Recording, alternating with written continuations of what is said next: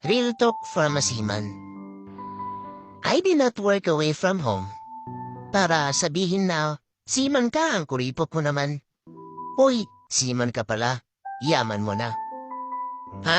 Seaman ka? Oo, totoo na may pera ako. But every single peso I spend reminds me of hard work I earned from it. And it's not that easy as what others think about our profession. I had to risk my life working in dangerous settings. I had to endure countless sleepless nights at sea. Stress, loneliness, homesickness, seasickness, pressure, and anxiety. I had to sacrifice away from my family and loved ones. In most occasions, I spend most of my life away from them. There are days that I just let my tears fall when I'm alone, to release the exhaustion that I feel.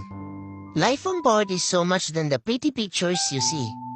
Sometimes, it's really hard to explain, but you will never understand until you experience it.